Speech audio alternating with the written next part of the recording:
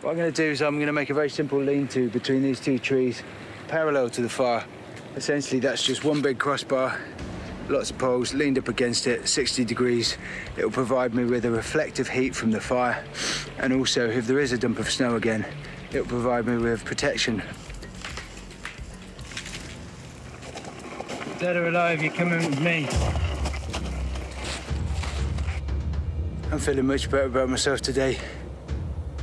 It's not just the fire yesterday and the shelter that I'm in the middle of building, but also the knowledge that there are other mammals around me that are thriving here. I'm just gonna pepper in some smaller poles now, but the basic structure is there. What it then needs is some spruce boughs putting into it so that if it does snow, then there'll be a layer that the snow will settle on rather than just falling straight through these. Okay, that's a good enough covering for me. I'm now just going to get a load of poles, lean them up against them to make sure that in a strong wind it doesn't all just blow up.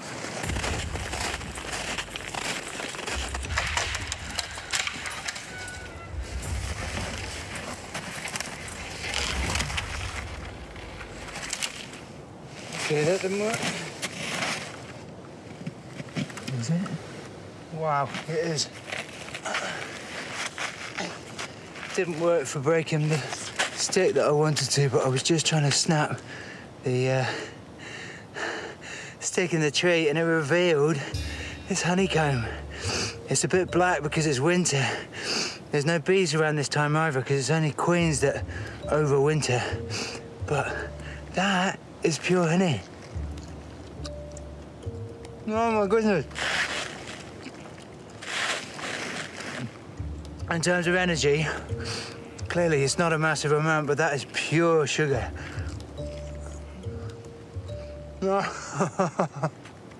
It's just potluck, isn't it?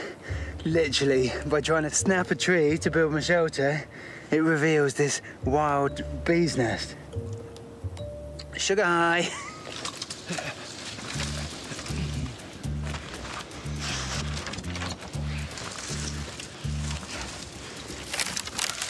Yes!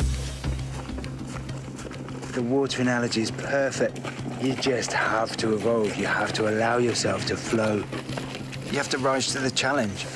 Be fearless. Be brave. It's like, what is braveness? I guess it's confronting things that you know are going to be difficult, you know that are going to be hard. I think being a parent for me is a fantastic thing because I find myself being naturally brave. If Rand's around or if Molly or Millie are around, but it just comes 100% natural in looking after them and making sure they're safe. But I'll be the first to admit, when you come into a wilderness situation like this, use that parenting style and I have to handhold myself through situations. Constantly having conversations with myself saying, it's going to be all right, Ed. You're going to be able to do this. You can do it.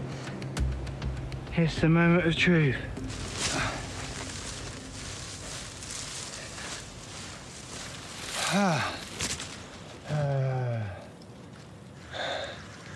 Oh my God, this bed is comfy. Really, really comfy, not pretend comfy, not let's pretend it's comfy for TV comfy. Proper comfy.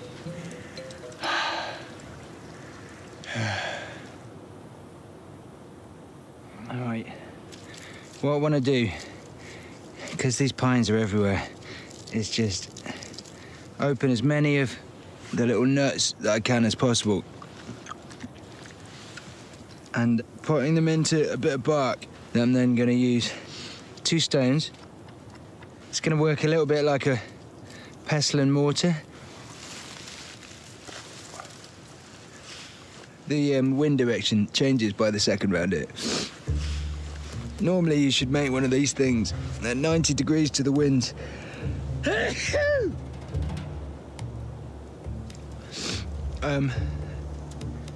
See, it's gone now, and it's fine.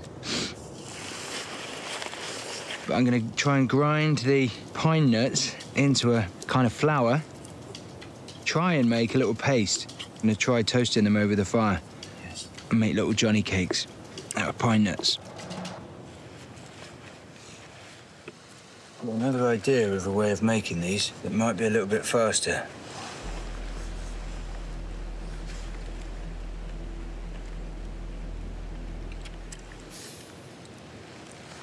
Now we're talking. Now we're talking.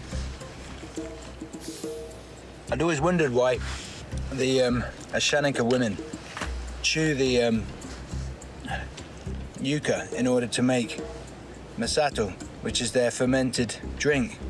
The reason they chew it probably is the same reason I've just started chewing this as well. They don't have a blender. They don't have a food processor. But they do have a mouth.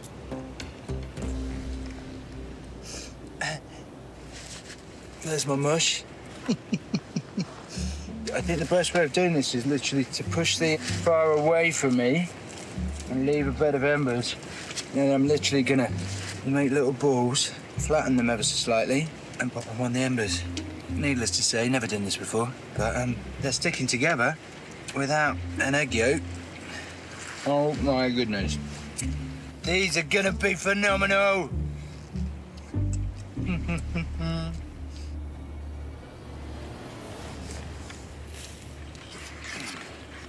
Look at those. That's golden brown. I've just made a cake. I've processed it in my mouth. Oh my God. That is like a protein ball. It is a protein and fat ball. That is out of this world. Honestly, better than anything my wife cooks. Joke, Laura.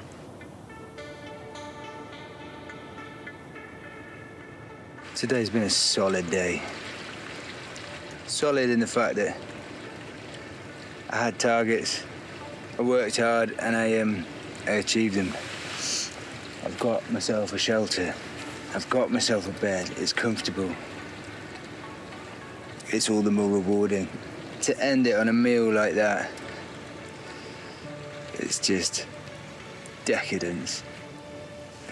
I am exhausted though now. Right, that's me.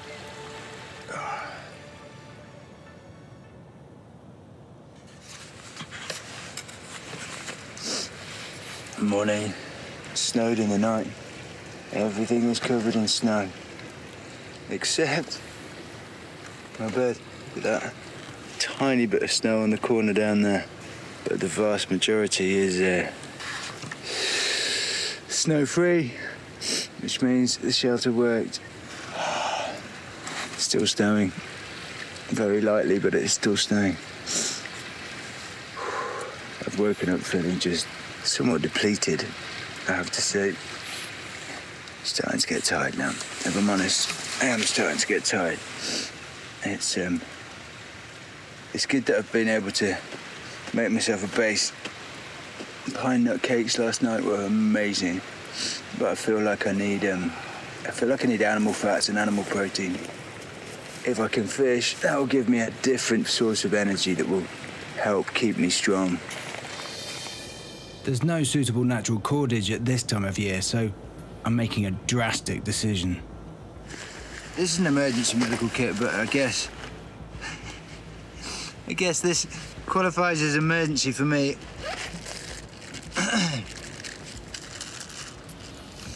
Right, there's crepe bandages and safety pins. I could definitely use as hooks. That is obviously made out of cotton, I guess. It's soft. It's got lots of little strands. That comes out amazing, doesn't it? Look. Right, I'm just tying one end onto the safety pin. Okay, we've got 4-ply fishing line made out of a crepe bandage. And then in terms of the hook, literally just bend it up. Right, it's pretty crude, but look, you've got a hook like that attached to crepe bandage cordage. Right, I'm just gonna stick the center of the hook straight through the fish head. Beautiful. The plan is to literally just chip little holes in the ice, and then these sticks are just gonna sit across the top and allow the hook and line to dangle in the water below the hole.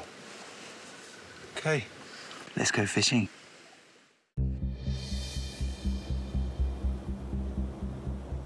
Because of the snowfall last night, I'm gonna walk out, try and use a combination of a branch to brush the snow away, pole to test the thickness of the ice, just to make sure that I don't take a tumble, basically. There's obviously an element of risk in this, especially with the snow as fresh as it is. It's sort of masking the conditions of the ice.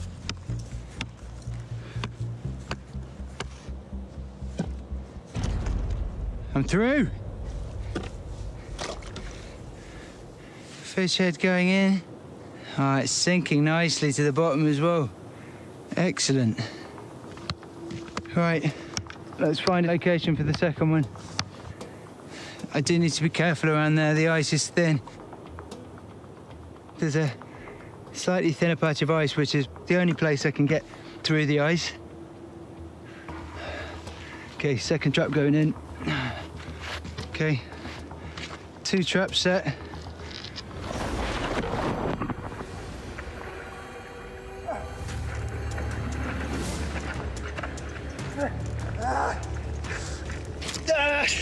I just went through the ice. That is cold. Everything's wet. Literally, I went right under my head. The ice is so deceptive. Where's the camp? Where's the camp? I need to get back to the fire, crank it up. Where is it? Where is it? I need to heat up. Oh, I can feel my limbs starting to slow down and freeze up.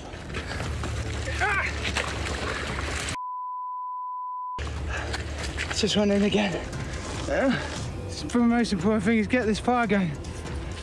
I'm changing it from a long fire into a star fire because I need concentrated heat. Okay.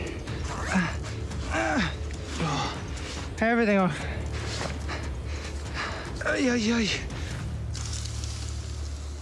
That was so stupid. That was so stupid. I've got a fleece, What am I doing? In all the haste, I forgot that I hadn't got all my layers on. How stupid is that? I'm sitting here in wet pants.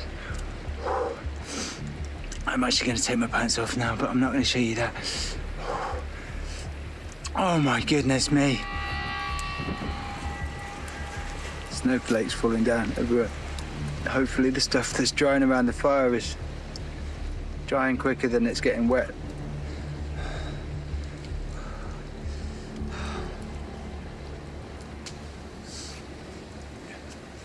Almost back to square one. It's like you go ahead in a game of sport, and then the opposition get an interception and run the length of the pitch and score. And you're just like, right, back to the drawing board. My boot had fallen into the fire, and that has melted. Today is not my day, is it?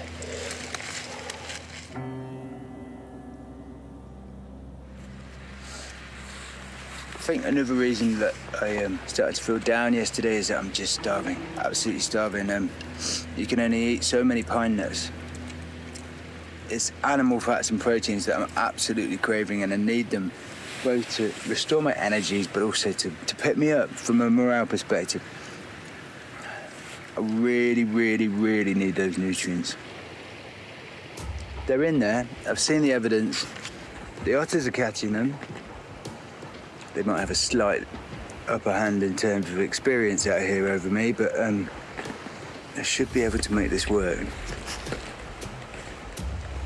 You're more intelligent than an otter, Ed. I don't know about that, actually. I am gonna get fish today. That is my ultimate aim. Nothing on this one. Nothing. Okay, no fish caught overnight. That's it is disheartening, but they're both baited again. I think it's a good spot. I'm confident this is a good spot. It's nice and deep. It's just life, isn't it? It's just trapping. You've just got to be patient, keep the traps out there, let them work. But no fish today.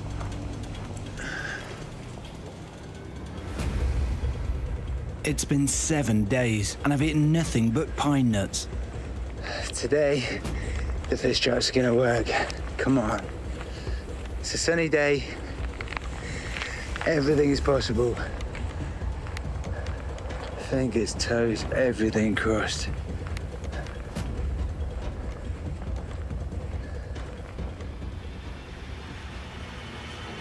Ho, ho, ho! It's a fish! It's a rainbow trout! Oh my goodness. Hello, mate. Look at that! Look at that! He's a beauty. An absolute beauty. I was expecting a grayling. Never was I expecting a rainbow trout.